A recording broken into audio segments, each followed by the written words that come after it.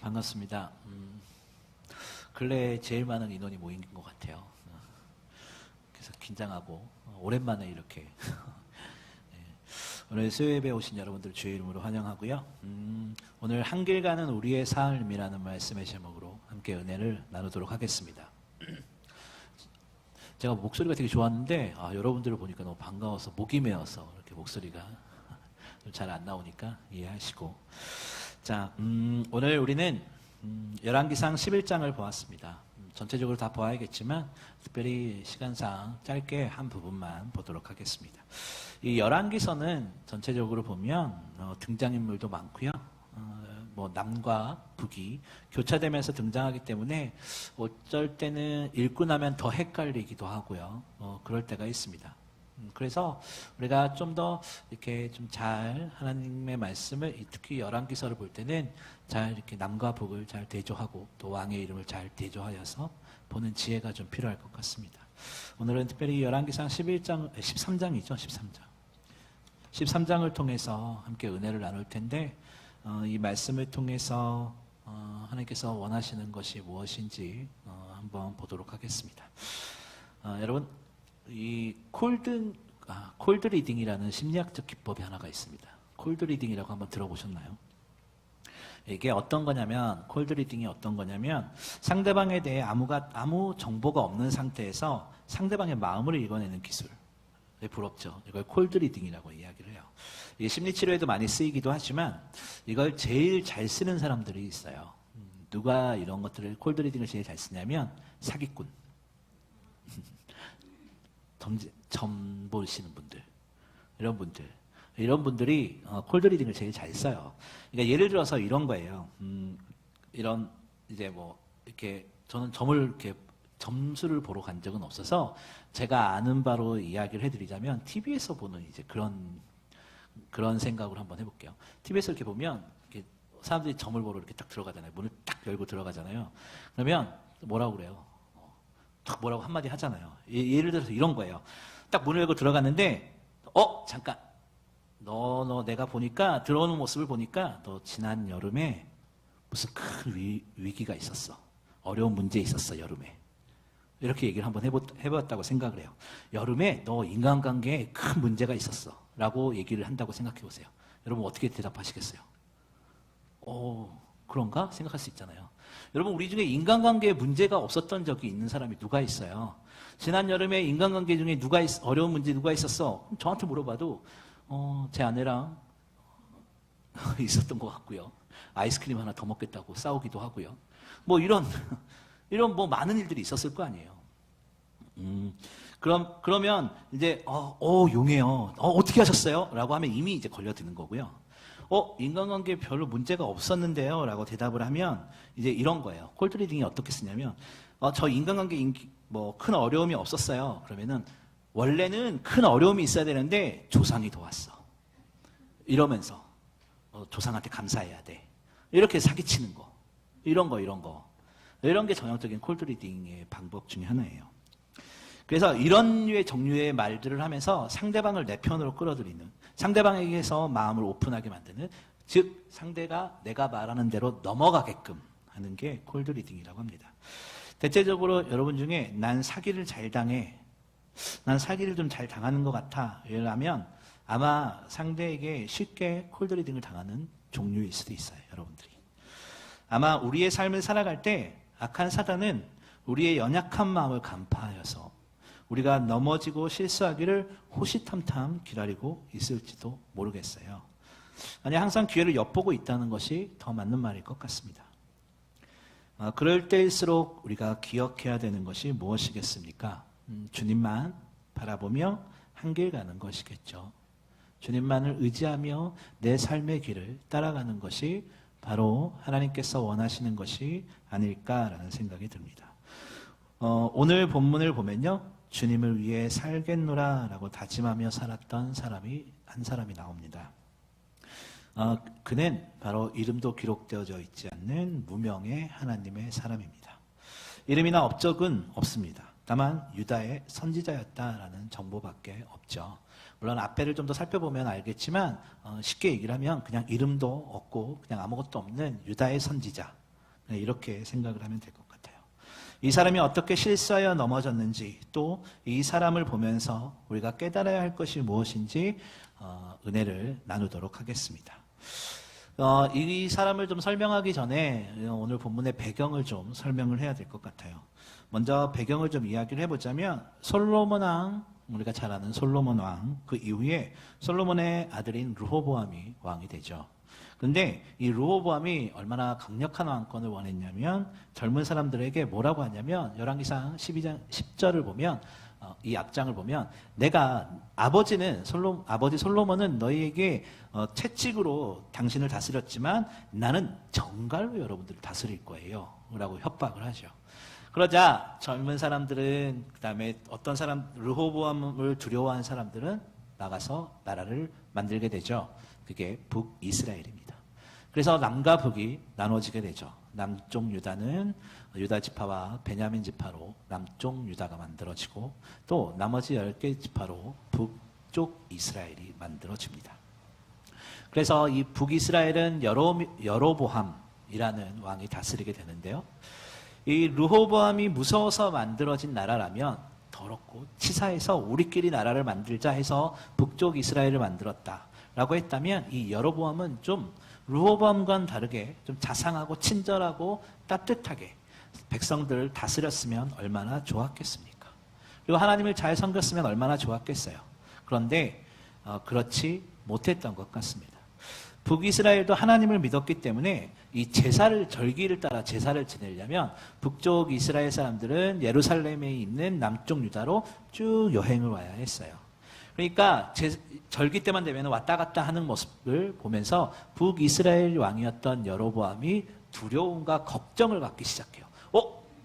저 사람들 남쪽 유다로 가서 정착해버리면 어떡하지? 도망가면 어떡하지? 이런 생각들을 하기 시작해요. 그러니까 사람이 무언가 잃을 것 같다라고 하니까 좀 더 완악해지고 강팍해지는 것 같아요. 그래서 어떻게 하냐면, 그게 두려워서 여로보암 왕은 이 베델이라는 곳과 이 단이라는 곳, 이곳에 신당을 만들게 돼요. 그리고 거기에 금송아지들을 만들고요, 제단을 만들어서 우상을 섬기기 시작해요. 거기서 끝난 것이 아닙니다. 그리고 제사장들은 많으면 좋아 라고 해서 제사장은 레위 지파에서 주는 것이 아니라 아무에게나 다 주게 됩니다. 나 제사장 하고 싶어요. 그러면 너 해. 내가 제사장 얼마 돈을 줄 테니 제사장 직분 나한테 파세요. 그래. 이런 일들이 비일비재하게 북쪽 이스라엘에서 일어나기 시작합니다. 그래서 시작되는 겁니다. 그러자 선지자 한 사람, 유다의 선지자 한 사람이 하나님의 명령을 받고 여로보암을 저주하며 예언하게 되는 사건이 오늘 본문 바로 앞에 기록되어져 있어요. 그리고 자신의 임무를 성실히 마치고 돌아가면서 시작하는 것이 오늘의 본문이에요. 그 자신의 임무를 훌륭히 마치고 돌아가는 이 무명의 유다, 이 선지자 사람들에게는, 이 한 사람에게는 하나님께서 명령하신 것이 있었어요. 너 갔다 오는데 이건 지켜야 돼 라고 했습니다. 이 본문 앞에 9절과 10절을 보면 뭐냐면, 떡도 먹지 말고 물도 먹지 말고 왔던 길로 돌아오지 말고 다른 길로 오라는 것이죠. 그러니까 아예 접점을 만들지도 말고 먹지도 마시지도 말라라고 이야기를 하는 것이죠. 그런데 문제는 이제 시작됩니다. 베델이라는 곳에 한 늙은 선지자가 살고 있었어요. 베델에 뭐가 있었어요? 신당이 있었잖아요. 우상신당. 네. 베델에 한 늙은 선지자가 살고 있었는데 그 아들들이 와서 그날 하나님의 사람이 베델에서 한 일을 아버지한테 이야기를 합니다. 거기서 일어난 모든 일을 이 앞장에 제가 서서히 이야기하지는 않았지만 하나님의 사람이 여로보암 왕을 저주한 사건이 나와요. 이 앞에. 그 사건을 이렇게 보고 경험한 것을 아버지 나이 든 선지자에게, 베델 선지자에게 낱낱이 이야기를 시작해요. 그러자 이 베델의 늙은 선지자가, 나이 든 선지자가 그 하나님의 사람 유다 선지자를 쫓아가기 시작해요. 그리고 상수리 나무 아래에 앉아있는 그 하나님의 그 유다 선지자라고 할게요. 유다 선지자를 만나게 됩니다. 오늘 본문은 이 이야기가 시작되는 거예요. 그래서 우리가 여기서 제가 읽으면서 조금 이상한 것이 있었어요. 분명 이 앞에 9절 10절을 제가 말씀을 드렸잖아요. 선지자가 하지 말아야 될 거 뭐였어요? 떡을 먹지도 말고 물도 마시지도 말고 왔던 길로 돌아가지도 말아라. 네, 이렇게 이 세 가지를 굳건히 말씀을 말을 했는데 먹지도 마시지도 말고 갔던 길로 돌아오지도 말라고 했습니다. 이것은 다른 것이 아니라 뭐겠어요? 네 일을 마치면 쉬지 말고 돌아와. 멈추지 말고 돌아와. 내가 너한테 준 이 사명을 마치면 한눈 팔지 말고 다시 유다로 돌아와. 이렇게 말을 한 것이었어요. 그런데 어찌된 일인지 쉬지 말고 돌아오라고 했는데 이 하나님의 사람, 이 유다 선지자는 피곤을 피해 나무 아래서 쉬고 있었던 겁니다. 이 당시 상수리 나무에 대해서 잠깐 이야기를 하자면 이 상수리 나무는 굉장히 크잖아요. 그래서 장엄한 외모가 주는 인상 때문에 이런 지형 경계의 표시로도 많이 쓰였고 우상 숭배 대상으로도 성경에 많이 언급이 돼요. 이사야서나 에스겔서를 보면 이 상수리 나무는 우상 숭배의 대상으로도 언급이 되고요. 또 사사기 9장을 보면 왕의 취임식이 있는 곳으로도 이 상수리 나무가 쓰이기도 합니다. 그만큼 많이 언급되는 곳이고 중요한 구간이에요. 즉 가장 쉽게 이야기를 하자면 휴게소와 같은 그런 곳이었다라는 것이에요. 이 상수리 나무는 당시에는 강한 힘, 능력 이런 걸 상징하기도 했고 심판의 장소로도 표시도 하고 교만으로도 상징되기도 하는 것이 바로 이 상수리 나무였어요. 그래서 사람들에게 잘 알려진 이 나무는 휴게소 같은 곳이었다는 것을 우리는 추측할 수 있습니다. 즉 무슨 말을 하고 싶으냐? 하나님께서 먹지도 마시지도 말고 갔던 길로 돌아오지도 말라고 했는데 너무나 눈에 쉽게 띄는 곳에서 이 사람이 쉬고 있었다는 거예요. 이미 이 하나님의 사람은 하나님의 말씀에 순종하기보다는 자신의 기준에 생각에 이런 괜찮겠지 하는 마음에 벌써 죄의 한 발을 쑥 내민 겁니다. 일단 불순종이잖아요. 예루살렘에서 베델까지 약 20km 정도 된다고 합니다. 힘들어서 잠깐만 쉬고 가야지 했을 수도 있어요. 하지만 이 사람이 놓치고 있었던 것이 무엇이냐면 하나님의 명령은 쉬지 말라는 거였습니다. 하나님의 명령은 먹지도 마시지도 말라는 것이었죠. 여러분 우리는 때론 살아가면서 도저히 이해되지 않고 할 수 없을 것 같은 일들을 우리에게 주실 때가 있습니다. 만일 김성훈 목사 너는 어떤 것이냐? 하나님께서 도대체 이해되지 못하는 것을 명령을 하시는 것이 무엇이냐라고 묻는다면 저는 최근에 이런 걸 대해서 할 수 있을까라는 생각해요. 그리스도의 통로가 되자. 그리스도의 향기가 되자. 이게 너무나 우리가 쉽고 고린도후서의 말씀처럼 우리가 너무나 잘 아는 말씀이지만 과연 내가 그렇게 살 수 있을까에 대해서 최근에 제가 많이 고민을 했습니다. 아무리 생각해봐도 결점투성이인 난데 아무리 생각해도 내가 뭘 아무것도 가지고 있는 것도 아니고 뭐 아무것도 못할 것 같은데 하나님은 우리에게 그리스도의 통로라고 하세요.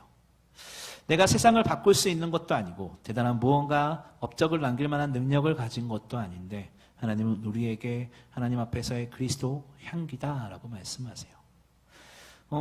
향기라고 하는데 어떻게 하나님 그 향기를 내라고 하는데 그리스도의 향기로운 사람이 되어라. 그리스도의 통로가 되어라. 좋아요, 하나님.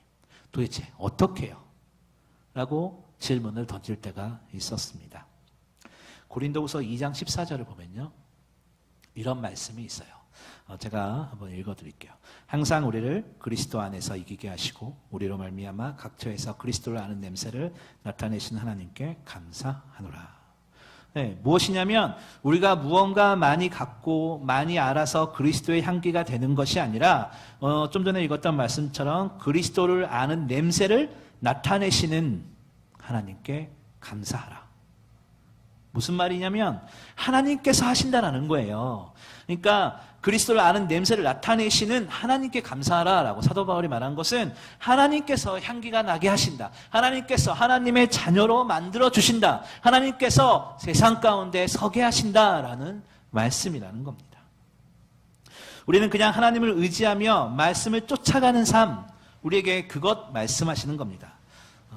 제가 아까 찬양했는데 이 말씀 앞에서라는 찬양을 했어요. 맨 첫 번째로 그 가사 중에 어떤 가사가 있냐면 하나님 말씀에 운명을 거는 자, 그 말씀에 생명을 거는 자.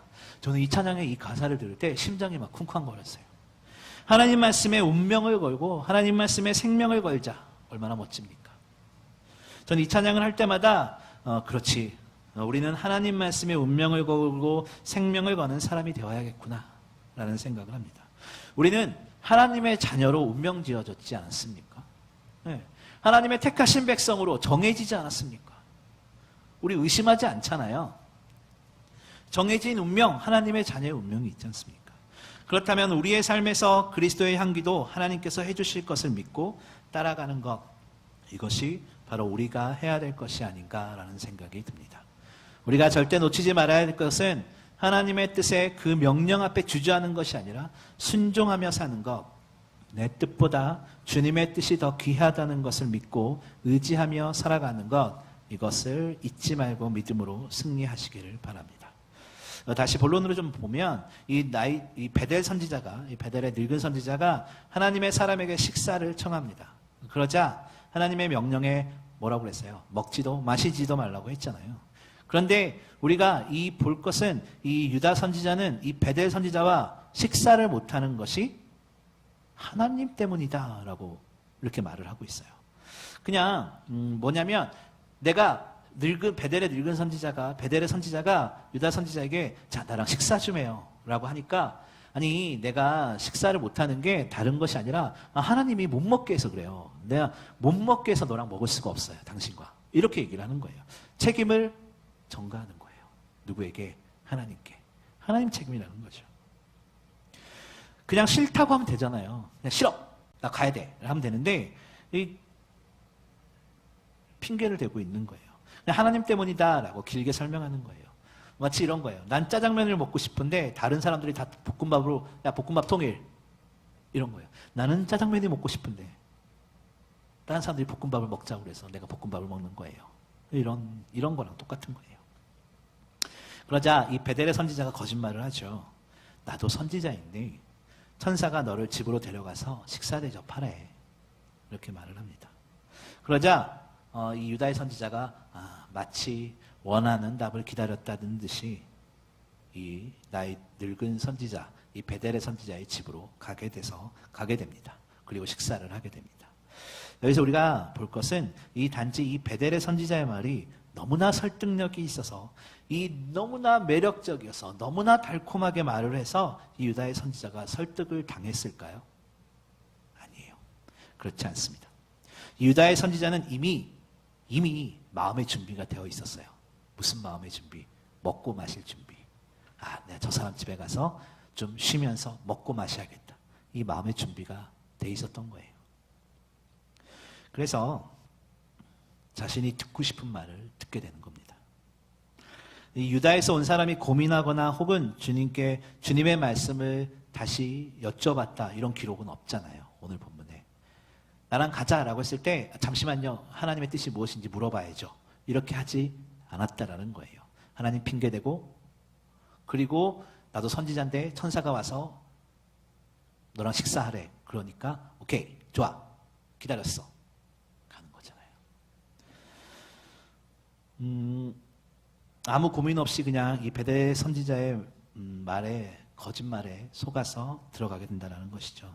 그냥 이미 이 유다의 선지자의 마음은 하나님의 말씀처럼 가장한 말에 넘어가 버린 것이죠. 자신의 마음을 이 베델 선지자에게 들켜버린 것입니다. 우리가 좀 생각해 볼 부분이 있습니다. 관심사. 여러분 관심사. 여러분의 최대 관심사가 무엇입니까? 무엇이세요? 점점 더 젊어지는 피부? 요즘 저의 소망인가요? 하여튼 재정, 말씀, 자녀 어떤 것입니까? 오늘 나타난 베델의 선지자를 보면서 그는 선지자다라고 기록하고 있어요. 그런데 보다 더 구체적으로 무엇을 했는지, 이름이 무엇인지, 어떤 업적을 이루었는지 알 수 없어요. 아까 말했지만 베델에 뭐가 있다고 그랬어요? 신당이 있다고 그랬잖아요. 우상을 숭배하는 곳이잖아요. 근데 이 베델은 북이스라엘 지역이잖아요. 우상 숭배하며 레위 지파가 아니어도 제사장이 되는 그런 혼란한 지역에 살고 있었던 사람이 이 베델의 선지자예요. 그러면 이 베델의 나이든 선지자는 꽤 오랫동안 그곳에 거주했다라는 것인데 자기 지역에서 우상 숭배와 하나님의 뜻이 맞지 않는 일에 그런 것이 창궐했잖아요. 신당이 있고 우상 숭배가 날마다 이루어지는 그곳에 살았던 사람이 이 베델, 오늘 본문에 등장하는 이 베델의 선지자라고요. 이 지역에서 오랜 시간 선지자의 타이틀을 가지고 살았다는 건 당시 북이스라엘의 우상 숭배에 대해서 뭐겠어요? 모른 척하거나 아니면 동참했다라는 겁니다. 베델이 우상 숭배를 했던 곳인데 그곳에서 선지자라고 밝히는 이 사람, 적어도 이 사람은 우상 숭배에 대해서 침묵했던 사람이라는 거예요. 비겁한 이 모습을 보면서 우리가 무엇을 생각해 봐야 되겠어요? 근데 이 반면에 이 사람은, 이 선지자는 자신의 관심사 앞에서는 되게 적극적인 모습을 보입니다. 우리는 이 사람의 모습을 보면서 우리가 생각해야 돼요. 우리의 삶에 주어진 하나님의 일 앞에 어려운 상황이 있다면 그 상황 뒤에 숨어서 타협하는 것이 아니라 하나님의 말씀 앞으로 나와야죠. 말씀에 내 삶을 비추어 봐야죠. 하나님의 말씀을 묵상하면서 하나님께서 나에게 원하는 것이 무엇인지 살아야죠. 우리가 바리새인이 되자는 것이 아니에요. 하나님의 말씀을 줄줄줄 외우고 뭐 이거 좋고 하지만 그 말씀을 살아내는데 우리가 집중을 해야죠. 하나님께서는 하나님을 사랑하고 이웃을 사랑하는 것, 십계명의 큰 두 계명이잖아요. 두 가지 기둥이잖아요. 우리는 얼마나 그렇게 살아가고 있습니까? 우리의 연약함을 고백할 때, 우리의 무력함을 인정할 때 전능하신 하나님을 경험할 수 있어요. 우리의 힘없고 연약하고 부질없음, 이것을 인정해야 하나님의 그 신락 같은 빗줄기도, 하나님의 그 신락 같은 은혜도 강하게 붙을 수 있어요. 왜냐하면 그 신락 같은 은혜라도 아니면 우리는 살 수 없으니까. 오늘 본문 앞에 13장 초반에 보면 사건을 이야기했잖아요. 사건을 제가 자세히 이야기를 해놨지만 이 여로보암 왕 앞에서도 목숨을 주저하지 않았던 이 유다의 선지자의 모습이 잘 기록되어져 있어요. 그러면 이 유다의 선지자는 어때야 됐어요? 늙은 나이든 베델의 선지자가 아무리 달콤한 말로 유혹했을지라도 흔들리지 말았어야 됐고 여로보암 왕 앞에서도 목숨을 걸면서 하나님의 사명을 감당했는데 그러나 오늘 본문에서는 쉽사리 타협하고 있어요. 말씀에 대한 철저한 순종이 또 나의 삶에 있기를, 말씀을 분별함에도 신중하고 철저하기를 주님은 우리에게 원하시고 있는지도 모르겠습니다. 상황에 따라서 나의 판단의 기준이 달라지고 하나님의 말씀이라면 끝까지 붙잡고 포기하지 말라라고 주님은 말씀하세요. 이렇게 영적으로 분별력이 있다는 사람들도 하나님의 말씀을 받아 하나님의 말씀을 전하는 예언자도 한순간의 함정에 넘어지는 것을 오늘 본문을 통해서 잘 볼 수가 있습니다.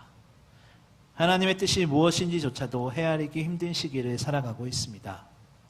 성경 묵상을 통해 받은 말씀도 어쩌면 반나절만 지나도 깜빡깜빡 잊어버리고 그 말씀대로 살기는 너무나 어려운 상황 가운데 있는 것이 지금 저와 여러분의 상황일지도 모르겠습니다. 예외는 없어요. 누구나 이런 함정에 빠질 수 있습니다. 누구나 달콤한 유혹에 넘어갈 수 있습니다. 대적 사자, 마귀가 우는 사자와 같이 두루 삼킬 자를 찾는다라고 하였습니다. 네, 우리 주변에 우리를 하나님과 가까이 하지 못하게 하는 많은 요소들이 숨어져 있다는 것이에요. 오늘 유다의 선지자는 오늘 본문을 읽진 않았지만 본문 다음으로 넘어가면 저주를 받게 됩니다. 안타깝죠. 하나님의 일들을 다 해놓고 하나님의 말씀에 순종하지 못하여 벌을 받는 이 안타까운 우리 이름 없는 무명의 선지자를 우리는 보았습니다. 우리는 하나님의 말씀을 통해서 우리가 기억해야 될 것은요, 어떤 상황에서든지 주님만을 바라보며 우리의 삶을 살아가는 겁니다. 한길 가는 순례자, 이것이 무엇이겠습니까? 한눈 팔지 않는 겁니다. 순례자의 길은 부담의 길이 아니라 기쁨의 길이라는 것이에요. 신앙의 길은 어렵고 힘들고 고난의 길이 아니라 영광의 길이고 기쁨의 길이고 오직 주님만을 바라보며 걸어가는 인내의 길이라는 것 우리가 기억하시기를 바라고 오직 주님의 은혜만을 의지하며 살아가시기를 원합니다. 오늘 말씀의 결론을 내도록 하겠습니다. 여러분 눈이 녹으면 뭐가 되는지 아십니까? 물이라고 생각할 수 있어요. 그런데요, 어떤 책을 봤더니 눈이 녹으면 무엇이 되냐라는 질문에 어떤 시인은 물이 아니라 봄이다라고 얘기를 하고 있습니다. 그랬습니다.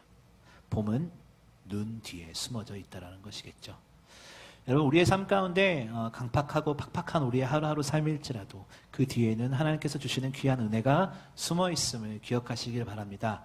그것은 순종이라는 벽 뒤에 있습니다. 우리가 순종의 벽을 넘어설 때 하나님의 은혜가 우리 삶 가운데 임하게 된다는 것을 기억할 수 있기를 바랍니다. 우리는 사명을 따라 산다고 하지만 개인적으로 꿈꾸고 바라는 것들이 다 있습니다. 그리고 그 많은 일들을 하면서 우리는 우리의 능력을 증명하고 싶어질 때가 얼마나 많은지 모르겠어요. 헛된 욕망으로 얼룩진 우리의 모습을 우리가 잘 바라볼 수 있기를 소망합니다.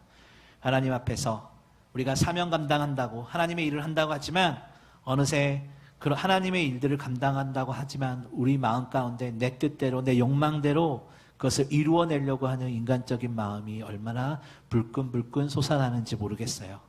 하나님께서 우리에게 원하시는 것은 나의 뜻이 아니라 그분의 뜻일 겁니다. 우리는 얼마나 하나님의 뜻대로 살려고 몸부림을 치고 있습니까? 순종 뒤에 숨어있는 하나님의 은혜를 기대하시기를 바랍니다.